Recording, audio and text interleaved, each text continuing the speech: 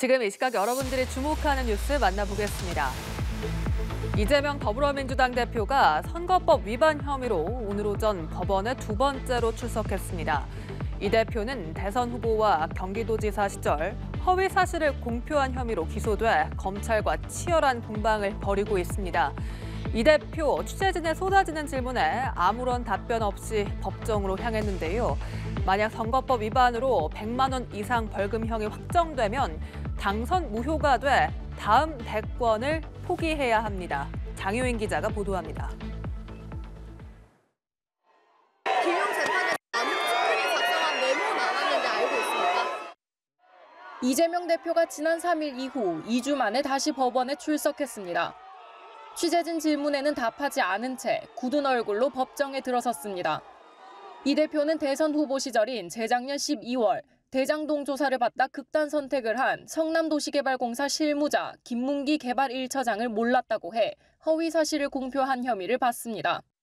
첫 공판에서 이 대표 측은 몰랐다는 건 주관적 인식일 뿐이라고, 검찰은 당시 맥락상 유권자들이 이 대표가 김 씨와의 연결고리가 없다고 받아들였을 게 분명하다며 단순한 인식 문제가 아니라고 반격했습니다. 방송 인터뷰 발언이 공표인지를 두고도 다퉜는데 이 대표 측은 즉흥적 답변이라고 했지만 검찰은 여러 차례 같은 대답을 했다며 준비된 것이라고 맞섰습니다. 방송과 인터뷰 때 사전 질문지를 김문지 씨에 대해서 받지 못했다는 건 사실 그대로인가요? 법원 앞에선 보수단체와 이 대표 지지자가 몰려 긴장이 고조되기도 했습니다. 오는 31일 재판에선 유동규 전 본부장이 처음 증언에 나섭니다. 유 전 본부장은 이 대표가 2015년 호주 출장에서 김 씨와 골프를 쳤고 단둘이 탄 카트를 김 씨가 몰았다며 모를 수 없다는 입장입니다. 법정 안에서 나중에 이제 다 증언하겠습니다만 이재명 지사를 보좌하기 위해서 김문기가 직접 몰면서 해줬고요. 전혀 모를 수가 없다는 그런. 네, 맞습니다. 검찰도 이 대표가 공사팀장 600명 중 599명을 기억 못해도 단 한 사람, 김문기 씨를 기억나지 않는다고 할 수 없을 것이라고 했습니다. 치열한 법리 공방 속에 다음 재판부터 나올 증인들이 폭탄 발언을 내놓을지 주목됩니다. 연합뉴스TV 김유아입니다. SNS를 통해 연일 가족의 비리 의혹을 폭로하고 있는 전두환 전 대통령의 손자 전우원 씨. 모든 것을 밝히고 자수하겠다며 개인 방송을 켰는데 유튜브 생방송 중 마약을 흡입하는 기행을 보여 논란이 되고 있습니다. 환각 증세를 보여 경찰까지 출동했고 전 씨는 곧바로 병원으로 이송됐는데요. 전 씨가 이런 행동을 공개적으로 하는 이유는 무엇일까요? 뉴욕에서 이경희 특파원입니다. 전두환 전 대통령의 손자 전우원 씨는 자신의 SNS를 통해 모든 것을 밝히고 자수하겠다며 개인 방송을 예고했습니다. 1시간 뒤 유튜브에서 라이브 방송을 시작한 전 씨는 가족들로 인해 한평생 고통받고 살았다며 한국에 들어가 용서를 구하겠다고 말했습니다. 아프리카 어린이들을 위해 유니세프에 6천여만 원을 기부하고 할아버지의 행동에 대한 사죄의 의미로 5.18 기념재단에도 기부하겠다는 뜻을 밝혔습니다. 실제로 피해를 받으신 분들도 있기 때문에 그래도 하겠습니다. 한국에 갈 비행기 값은 필요하니까 그래도 일단은 5천만 원 정도만 기부를 하겠습니다. 그러나 전 씨는 돌연 마약 투약 사실을 고백하더니 갖고 있던 마약을 꺼내 보여주기 시작했습니다. 앞선 방송에서도 마약 복용 사실을 언급한 바 있는 전 씨는 이런 행동을 공개적으로 하는 이유에 대해 자신의 죗값을 치르기 위함이라고 밝혔습니다. 마약처럼 중범이 없습니다. 제대로 된 처벌을 받을 것입니다. 마약쟁이면 뭐 어떻습니까? 전 마약하고 진실을 말하는 마약쟁이입니다. 결국 고성을 지르는 등 환각 증세를 보이기 시작했고 경찰과 구급차가 출동했습니다. 그럼에도 한동안 방송을 이어가던 전 씨는 경찰이 집 안으로 진입한 뒤에야 방송을 멈췄습니다. 전 씨는 구급대의 도움을 받아 힘겹게 집 밖으로 나와 병원으로 이송됐습니다. 뉴욕 경찰은 현재 사건이 진행 중이고 개인 의료 정보와 관련된 사안이기 때문에 신변 처리가 어떻게 될지 알려줄 수 없다고 밝혔습니다. 뉴욕에서 연합뉴스TV 이경입니다. 인천공항에서 또 실탄이 발견됐습니다. 지난 10일 여객기 좌석 아래에서 실탄 한 발이 발견된 데 이어 엿새 만에 이번엔 누구나 드나드는 출국장에서 발견이 된 겁니다. 쓰레기통을 비우던 환경미화원이 발견해 신고를 했는데요. 경찰은 CCTV 분석과 국가수 정밀 감식을 통해 유입 경로를 파악하고 실탄 소지자가 누구인지 추적에 나섰습니다. 이 소식 한웅희 기자입니다. 실탄이 발견된 곳은 인천공항 제1여객터미널 3층 출국장입니다. 오후 4시 20분쯤 쓰레기통을 비우던 환경미화원이 실탄 한 발을 발견해 신고했습니다. 누구나 드나들 수 있는 곳으로 보안 검색이 이뤄지지 않는 구역입니다. 경찰이 일대를 수색했지만 추가로 발견된 실탄은 없었습니다. 발견된 실탄은 우리군 K2 소총 등에 쓰이는 5mm 소총탄으로 엿새 전 발견된 실탄과는 다른 종류입니다. 지난 10일 인천공항에서는 필리핀 마닐라로 가려던 대한항공 여객기에서 9mm 권총용 실탄 2발이 발견됐습니다. 승객이 여객기 좌석 밑에서 발견한 실탄 한 발을 승무원에 건넸지만 단순 쓰레기로 판단해 보고하지 않았습니다. 이후 여객기가 활주로로 이동하던 중 또 다른 승객이 실탄 한 발을 추가로 발견하면서 뒤늦게 신고했습니다. 당시 원희룡 국토교통부 장관까지 나서 명백한 보안 사고라며 관계기관 대처가 적절했는지 철저한 조사를 지시했습니다. 보안구역은 아니지만 일주일도 안 돼 또다시 실탄이 발견된 상황. 경찰은 실탄의 소유자가 누구인지를 파악하는 데 주력하고 있습니다.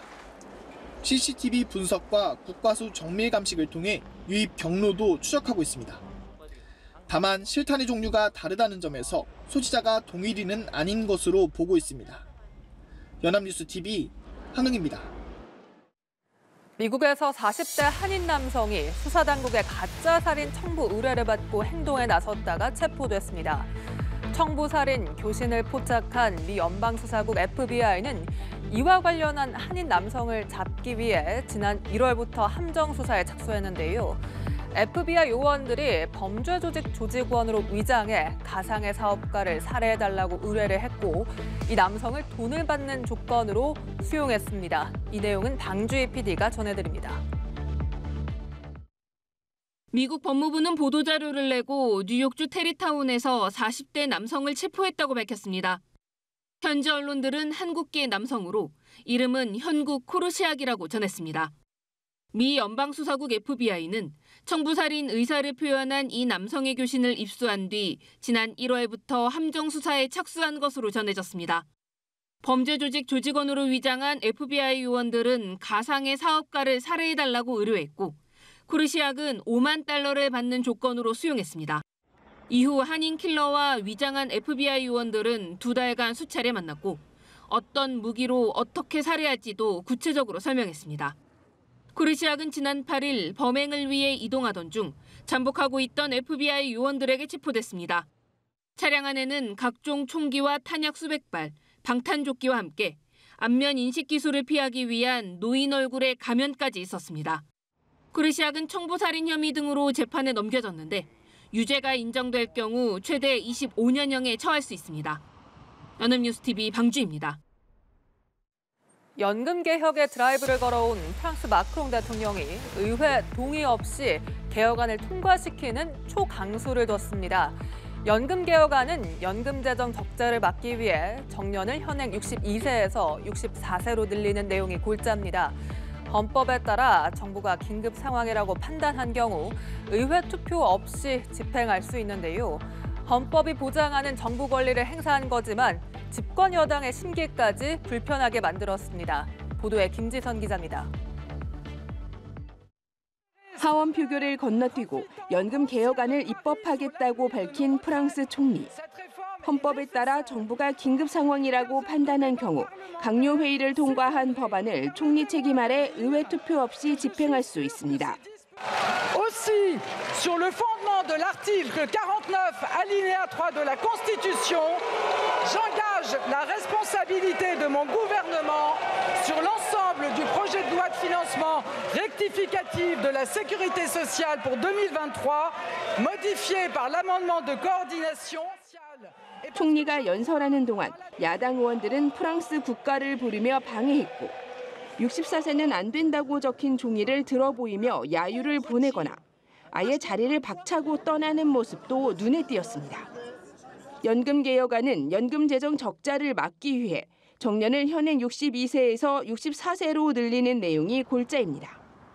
앞서 상원은 양원 동수위원회가 마련한 연금 개혁안을 가결했지만 하원에서는 결과를 예측할 수 없었던 상황. 마크롱 대통령은 야당이자 우파인 공화당으로부터 완전한 지지를 얻기 어려울 것으로 판단되자 우회로를 택했다는 분석입니다. 이에 야권은 극우와 좌파를 가릴 것 없이 거세게 반발하며 총리 불신임안을 제출하겠다고 나섰습니다.